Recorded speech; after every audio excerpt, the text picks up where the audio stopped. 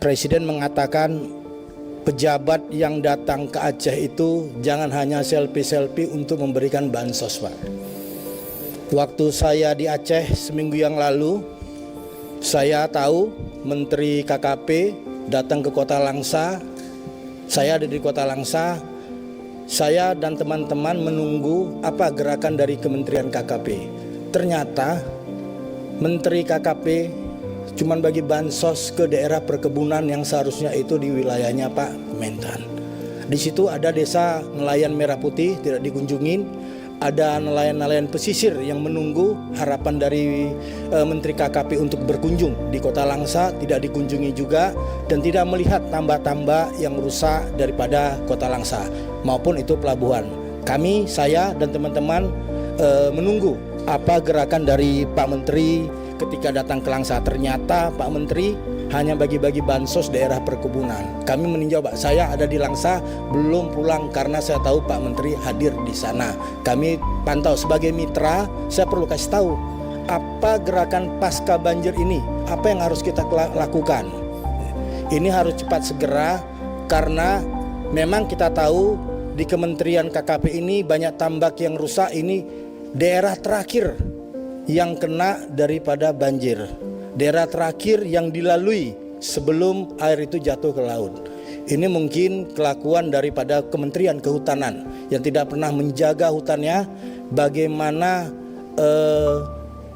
petugas-petugas TNGL jarang berpatroli sehingga penambangan liar itu juga sering terjadi di Aceh.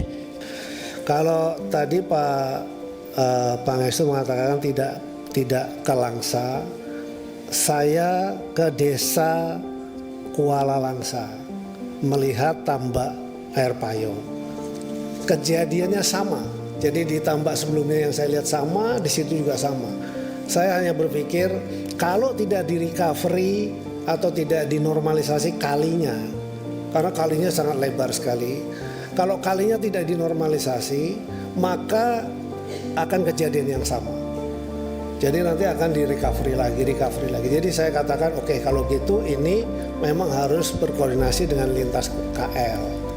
Nah, kami sedang merencanakan itu, tapi kemudian kami di sini salah satunya adalah kami ingin mengusulkan bahwa PU itu memperdalam kali, lalu membuat bantaran. Karena kalau tidak itu ada kali yang berbelok begitu, itu pemukiman yang pas belok itu habis, Pak, keterjang, dan itu lenyap itu.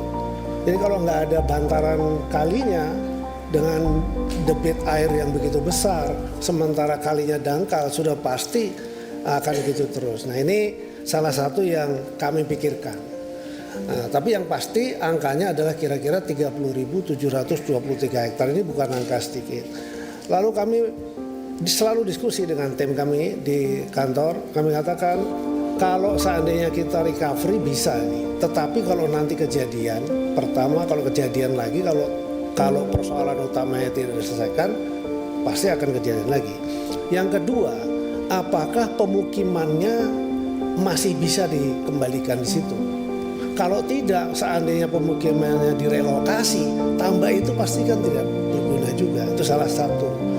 Jadi kami datang nebeng itu supaya memastikan saja. Tapi sekali lagi kami mohon maaf Pak Halid. Sekali lagi saya mohon maaf, saya tidak memberi kabar kalau saya datang itu. Tapi sepintas